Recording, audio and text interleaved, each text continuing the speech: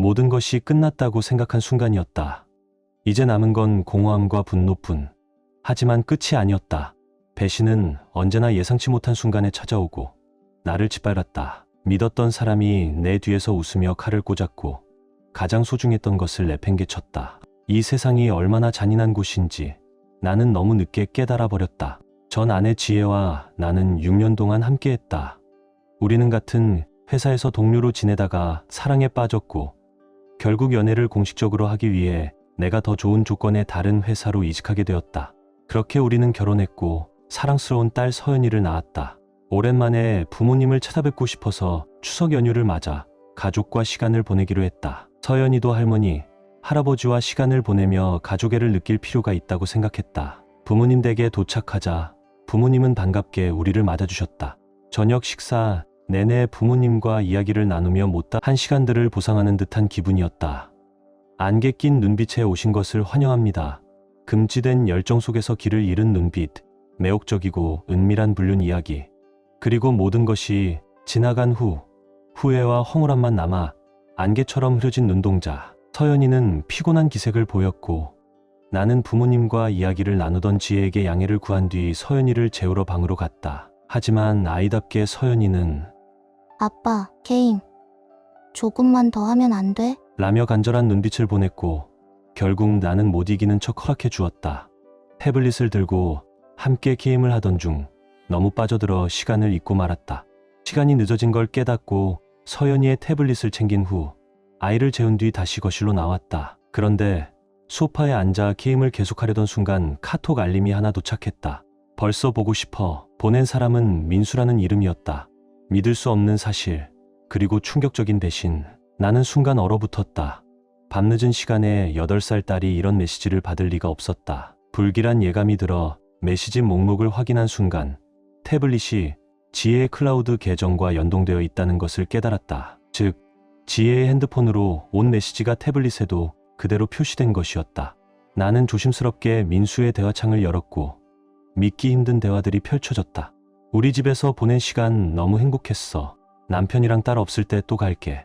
이 메시지를 본 순간 가슴이 철렁 내려앉았다. 메시지를 더 확인하자 지혜는 나에 대한 불만을 가득 쏟아내고 있었다. 남편은 일밖에 몰라. 나한테 관심도 없어. 민수가 있어서 정말 다행이야. 민수는 대놓고 그래도 난 내 옆집이라 언제든지 갈 수 있어서 좋아. 라고 답하며 우리 집을 드나든 사실을 자랑이라도 하듯 말하고 있었다. 나는 손을 떨며 증거 사진을 남기기 시작했다. 지혜가 갑자기 올까 봐 조마조마했지만 이 순간만큼은 증거를 확보해야 했다. 모든 걸 마친 후 나는 깊이 숨을 내쉬었다. 내가 사랑했던 아내는 이미 떠나 있었다. 나는 딸이 이 메시지들을 우연히 보게 되는 것만은 막고 싶었다. 아직 어리지만 서연이는 결코 바보가 아니었다. 이 모든 걸 알게 되면 그녀가 얼마나 상처받을지 너무나도 잘 알았다. 그래서 증거를 다 확보한 후 태블릿을 초기화했다. 어차피 지혜의 휴대폰에는 같은 메시지들이 남아있을 테니 증거가 사라질 걱정은 없었다. 하지만 그날 밤 나는 한숨도 잘 수 없었다. 왜 이런 일이 벌어진 걸까? 내가 대체 뭘 그렇게 잘못한 걸까? 지혜가 나를 배신할 이유를 아무리 생각해봐도 도저히 이해할 수 없었다.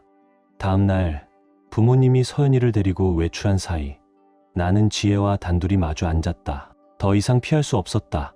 나는 조용히 입을 열었다. 너 대체 언제부터였어? 지혜는 순간 당황한 듯 보였지만 곧 태연한 얼굴로 무슨 말이야? 라고 되물었다. 나는 미소조차 짓지 않은 채 핸드폰을 꺼내 그녀에게 메시지를 보여주었다. 그리고 단호하게 말했다. 이제 더는 거짓말하지 마. 지혜는 처음엔 끝까지 부인했다. 하지만 내가 캡처해둔 수많은 증거들을 하나하나 보여주자 그녀의 표정이 급격히 무너져 내렸다. 눈물이 흐르더니 마침내 모든 걸 인정했다. 그녀는 울면서 말했다. 그냥 너무 외로웠어. 당신은 항상 일 때문에 바쁘잖아. 그녀는 민수가 위로가 되어 주었다며 결국 이런 일을 저지르게 되었다고 변명했다. 하지만 나는 그녀의 말을 듣고도 단 하나의 감정만 느꼈다. 역겨움. 얼마나 됐어? 내가 가장 듣기 싫었던 질문을 입 밖으로 꺼냈다. 지혜는 잠시 머뭇거리다가 결국 차마 눈을 마주치지 못한 채 대답했다. 1년 정도? 순간 머릿속이 하얘졌다. 나는 그동안 가정을 위해 일에 매달렸고 그녀와 아이를 위해 열심히 살았다. 그런데 그 시간 동안 그녀는 내 등 뒤에서 다른 남자와 함께하고 있었던 것이다. 숨을 들이쉬었지만 가슴이 답답해서 숨이 제대로 쉬어지지 않았다. 믿음이 완전히 산산조각 나는 순간이었다. 나는 더 이상 감정을 주체할 수 없었다. 눈물이 흘러내렸고 손이 떨렸다. 지혜는 계속 울며 변명을 늘어놓았지만 나는 더 이상 그녀의 말을 듣고 싶지 않았다. 이 모든 것은 그녀가 스스로 선택한 일이었다. 우리가 격렬하게 싸우던 중 부모님이 서연이를 데리고 집으로 돌아왔다. 거실로 들어오자마자 우리의 표정을 본 부모님은 직감적으로 무언가 잘못되었음을 알아차리셨다. 아버지는 재빨리 서연이를 방으로 데려가셨고 나는 어머니와 단둘이 남았다. 더 이상 숨길 수 없었다. 나는 어머니에게 지혜의 외도에 대해 모든 걸 털어놓았다. 처음에는 믿기지 않는다는 표정이었지만 점점 그녀의 얼굴이 굳어갔다. 그리고 마침내 어머니는 깊은 한숨을 내쉬었다.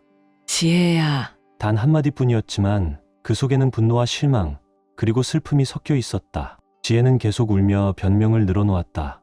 제가 원한 건 그냥 조금 더 관심이었어요. 하지만 어머니는 단호하게 말했다. 그럼 넌 그 외로움을 이렇게 풀었어? 순간 방 안의 공기가 얼어붙었다. 어머니는 더 이상 지혜를 보려고도 하지 않으셨다. 그녀는 조용히 자리에서 일어나더니 차갑게 말했다. 당장 이 집에서 나가. 지혜는 울면서 제발 한 번만 더 기회를 줘요라고 애원했지만 더 이상 누구도 그녀의 말을 들어줄 마음이 없었다. 나는 마지막으로 조용히 말했다. 내가 떠나는 게 서연이를 위한 길이야. 지혜는 더 이상 아무 말도 하지 못한 채 묵묵히 계단을 올라갔다. 그리고 10분 후 그녀는 짐을 챙겨 집을 나섰다. 문이 닫히는 소리가 들리고 나서야 나는 마침내 모든 것이 끝났음을 실감했다. 그 후 며칠 동안 나는 한없이 무너져 내렸다. 내가 사랑했던 사람, 함께 가정을 꾸렸던 사람이 이토록 쉽게 우리를 배신할 줄은 꿈에도 몰랐다. 어머니는 모든 사실을 아버지에게 이야기하셨고 아버지는 아무 말 없이 고개를 저으셨다. 믿을 수가 없구나. 그 한마디 속에 아버지가 느낀 실망감과 충격이 모두 담겨 있었다. 그 와중에 서연이는 계속 엄마를 찾았다. 그 천진난만한 눈으로 엄마는 어디 갔어? 라고 물을 때마다 나는 차마 진실을 말할 수 없었다. 나는 힘겹게 미소를 지으며 거짓말을 했다. 엄마가 일이 생겨서 잠깐 떠나신 거야? 딸에게 엄마의 배신을 말할 수는 없었다. 하지만 이제 나는 서연이를 혼자서라도 지켜야 했다. 서연이가 엄마에 대해 물을 때 그 눈 속에 담긴 슬픔이 가슴을 후벼 팠다. 하지만 차마 진실을 말할 수 없었다. 그 아이가 감당하기엔 너무나도 가혹한 현실이었다.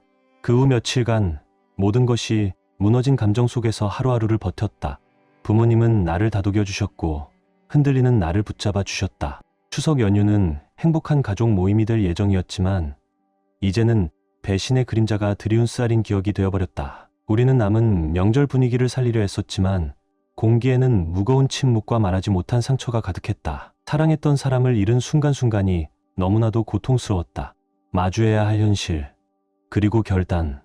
시간이 흘렀고 결국 돌아가야 할 날이 다가왔다. 하지만 그 집으로 다시 들어간다는 사실이 너무도 역겨웠다. 그곳은 이제 더 이상 우리 집이 아니었다. 그녀가 다른 남자를 불러들였던 공간, 그 배신이 이루어진 장소였다. 나는 이미 마음을 정했다. 지혜에게 당장 짐을 싸서 나가라고 해야 했다. 더 이상 망설일 이유가 없었다. 집에 도착하자 지혜는 현관 앞에서 우리를 기다리고 있었다. 그녀의 눈에는 간절함이 서려 있었고 입술은 미안해라는 말을 내뱉을 준비를 하고 있었다. 하지만 그 순간 서연이가 환하게 웃으며 그녀에게 달려갔다. 아무 일도 없었던 듯 엄마의 품에 안긴 채 엄마 라고 외쳤다. 그 장면을 보는 순간 마음이 찢어질 듯 아팠다. 엄마를 향한 아이의 순수한 사랑이 산산이 조각난 우리의 결혼 생활과 너무도 대비되었기 때문이었다. 나는 조용히 말했다. 우리 얘기 좀 하자. 더 이상은 기회도 용서도 없다. 우리는 서연이의 눈을 피해 조용한 방으로 향했다. 지혜는 다시 한번 사과하기 시작했다. 정말 잘못했어. 다시는 안 그럴게. 민수랑도 완전히 끝냈어. 하지만 나는 냉소적인 웃음을 지으며 말했다. 끝냈다고? 나는 고개를 저으며 그녀를 똑바로 바라보았다. 민수는 우리 옆집에 사는데 내가 그 사람을 안 볼 수 있긴 해? 그녀는 말문이 막힌 듯 어쩔 줄 몰라 했다. 하지만 나는 더 이상 듣고 싶지 않았다. 이제 늦었어. 내 말 한마디 한마디에 그녀의 얼굴에서 희망이 점점 사라져갔다. 아무리 미안하다고 해도, 아무리 변명해도 이제 끝이야. 나는 더 이상 아무런 감정도 담지 않은 목소리로 말했다. 우린 이혼해. 그녀의 눈이 커지며 충격에 휩싸였다. 하지만 이미 모든 것은 끝나 있었다. 그녀는 마지막으로 애원했지만 나는 단호했다. 나는 더 이상 속고 싶지도 속아주는 척하고 싶지도 않았다. 더 이상 할 말 없어. 이혼, 그리고 양육권 전쟁. 결국 지혜는 짐을 싸서 집을 떠났다. 나는 이혼 서류를 제출했고 모든 것이 법정 싸움으로 이어졌다. 하지만 다행히도 우리가 미리 혼전 계약서를 작성해둔 덕분에 지혜는 위자료나 재산 분할을 요구할 권리가 없었다. 그녀가 바람을 피웠다는 증거도 있었기 때문에 나는 단 1원도 그녀에게 주지 않아도 됐다. 문제는 양육권이었다. 법정에서 5,050 공동 양육권이 결정되었고 나는 법원이 정한 양육비를 성실하게 지급했다. 지혜는 친정으로 돌아갔고 나는 그녀의 부모님과 최소한의 예의는 유지하려 노력했다. 딸과의 소중한 시간, 법원의 결정에 따라 서연이는 일주일에 반을 나와 함께 보내고 나머지 반을 엄마와 함께 보내기로 했다. 나는 그녀가 언제든 사랑받고 있다고 느끼도록 최선을 다했다. 함께 쇼핑을 가고 공원에 가서 뛰어놀고 매일 밤 책을 읽어주며 재웠다. 비록 결혼은 실패했지만 나는 아빠로서만큼은 절대 실패하고 싶지 않았다. 나는 서연이와 함께할 때면 최대한 행복한 추억을 만들고 싶었다. 쇼핑을 가서 필요한 물건들을 사고 마음껏 장난감과 옷을 고르게 해줬다. 그런데 시간이 지날수록 이상한 점이 눈에 띄었다. 서연이가 계속 낡은 옷만 입고 있었다. 나는 분명 새 옷을 사줬고 서연이 방엔 입지 않은 옷이 가득한데도 그녀는 늘 헌 옷을 입고 나왔다. 무언가 잘못되고 있었다. 나는 조심스럽게 지혜에게 이유를 물었다. 왜 서연이가 새 옷을 입지 않느냐고. 지혜는 대수롭지 않게 특별한 날을 위해 아껴두는 거야 라고 답했다. 나는 순간 의아했지만 공동 양육을 유지하기 위해 더 이상 따지지 않기로 했다. 하지만 찜찜한 기분은 쉽게 사라지지 않았다. 나는 서연이와 함께 보내는 시간만큼은 최선을 다하고 싶었다. 공원에서 놀고 좋아하는 곳으로 여행을 가고 이혼 후에도 사랑받고 있다는 걸 느끼게 해주고 싶었다. 나는 내 결혼 생활이 망가진 것에는 개의치 않았다. 오직 서연이만 행복하면 됐다. 그러던 어느 날 퇴근 후 집으로 돌아오는데 현관 앞에서 서연이가 혼자 서 있었다. 나는 순간 가슴이 철렁 내려앉았다. 차에서 내리자마자 달려가 서연아, 무슨 일이야? 하고 다급하게 물었다. 서연이는 엄마가 1시간 전에 나를 여기 내려주고 갔어 라고 말했다. 믿을 수 없는 무책임함. 나는 순간 할 말을 잃었다. 지혜는 나에게 아무런 연락도 없이 서연이를 버려두고 떠났다. 그녀는 내가 보통 6시 15분이면 집에 온다는 걸 알고 있었지만 그날은 일이 늦어져 7시 30분이 되어서야 도착했다. 즉, 서연이는 1시간 넘게 혼자 밖에서 기다리고 있었던 것이다. 그 사이에 무슨 일이 일어났다면?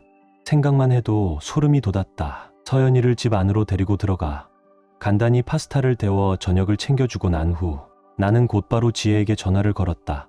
신호가 몇 번 울린 후 그녀가 전화를 받았다. 그런데 통화 너머로 들리는 소음이 심상치 않았다. 시끌벅적한 음악과 떠드는 소리. 그녀는 바에 있거나 술자리에서 즐기고 있었다. 나는 화를 억누르며 말했다. 너 지금 어디야? 지혜는 느릿한 목소리로 대충 얼버무렸다. 그녀가 취해 있다는 건 명백했다. 나는 단호하게 물었다. 너 왜 나한테 말도 없이 서연이를 혼자 두고 갔어? 그녀는 짜증 섞인 목소리로 대답했다. 서연이는 내 딸이기도 하잖아. 부모로서 똑같이 책임지는 게 당연하지 않아? 그 태연한 태도가 나를 더욱 분노하게 만들었다. 나는 최대한 감정을 억누르고 말했다. 이건 공동 양육이 아니라 무책임이야. 그런데 그녀는 비웃듯이 웃으며 말했다. 그래? 그럼 내가 직접 읽어봐.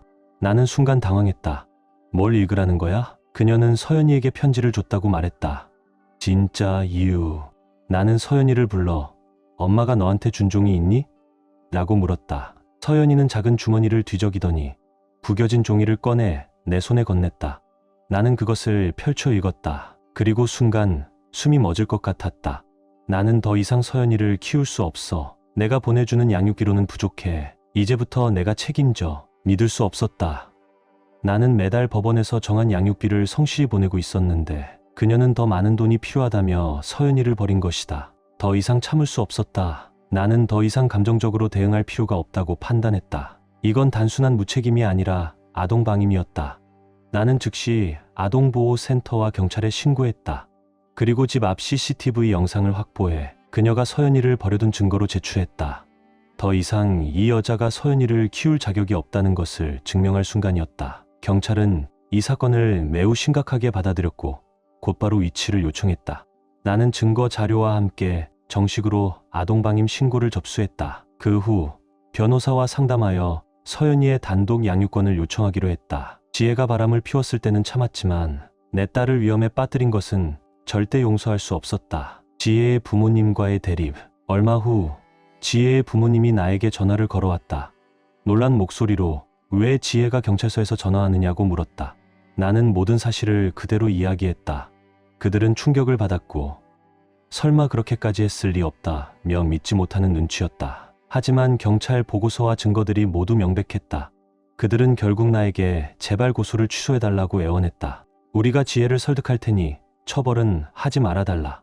딸을 위해서라도 엄마를 감옥에 보낼 필요는 없지 않느냐. 나는 단호하게 말했다.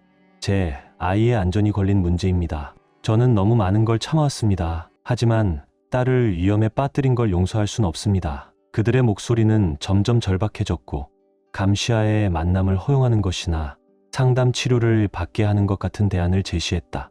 하지만 나는 더 이상 물러설 생각이 없었다.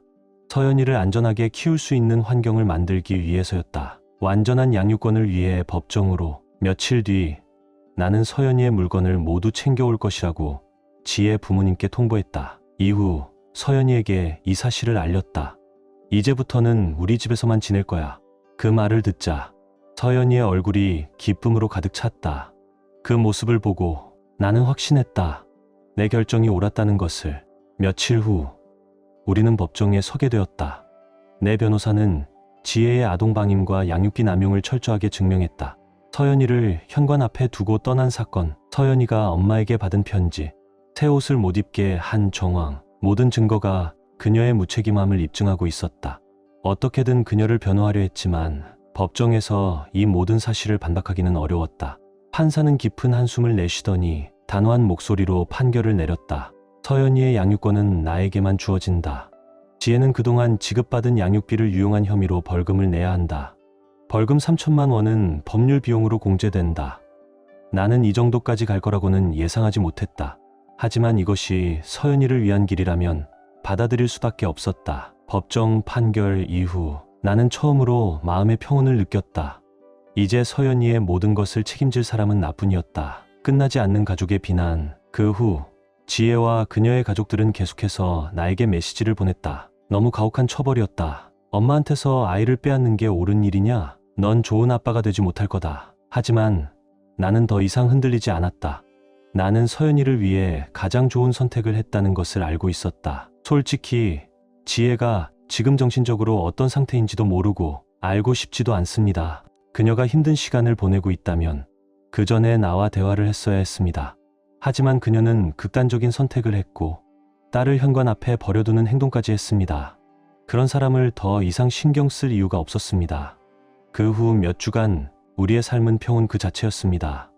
나는 오로지 서연이를 위해 하루하루를 보냈고 그녀가 안정된 일상을 가질 수 있도록 루틴을 만들기 시작했습니다.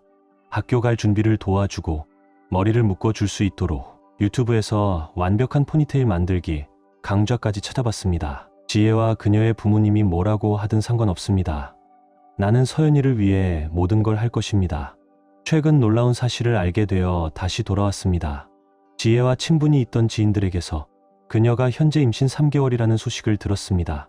아이의 아버지는 다름 아닌 민수였습니다. 하지만 민수는 이 사실을 알자마자 도망쳤습니다. 그는 지혜에게 아이를 지우라고 요구했지만 지혜는 끝까지 아이를 낳겠다고 주장했습니다. 결국 민수는 그녀를 떠났고 그로 인해 지혜는 점점 더 불안정한 행동을 보이기 시작했던 것입니다. 이제야 모든 것이 이해되었습니다. 서연이의 새 옷을 왜 못 입게 했는지, 왜 양육비를 더 달라고 했는지. 지혜는 돈이 부족했기 때문이었습니다. 부모님에게 손을 벌릴 수도 없었고 당장 생활비와 임신으로 인한 병원비가 필요했기 때문이었죠. 그래서 서연이의 옷을 팔아 돈을 마련했던 것입니다. 특별한 날을 위해 아껴둔다는 말은 모두 거짓말이었습니다. 가장 역겨웠던 것은 무엇이었을까요? 임신 사실을 알면서도 딸을 현관에 버려두고 술을 마시러 갔다는 것입니다. 이보다 무책임한 행동이 있을까요? 그녀가 서연이를 키웠다면 둘째 아이가 태어난 후 서연이가 어떤 취급을 받았을지 상상도 하기 싫습니다. 이런 상황에서도 제가 끝까지 싸워서 양육권을 가져오길 정말 다행이라고 생각합니다. 그동안의 생활은 정말 행복 그 자체였습니다. 나는 이제 한 명의 싱글 대디로서 당당하게 살아가고 있습니다. 서연이와의 관계도 더욱 돈독해졌고 우리 둘만의 루틴과 규칙도 자리 잡았습니다. 놀랍게도 지혜는 지난 한 달 동안 단 한 번도 서연이를 만나겠다고 연락하지 않았습니다.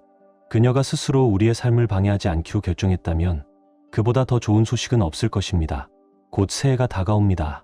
나는 서연이를 위한 특별한 선물을 준비했습니다. 이제는 더 이상 과거에 얽매이지 않고 행복한 미래만을 바라보려고 합니다. 서연이와 함께하는 모든 순간을 소중히 간직하며 최고의 아빠가 되기 위해 계속 노력할 것입니다.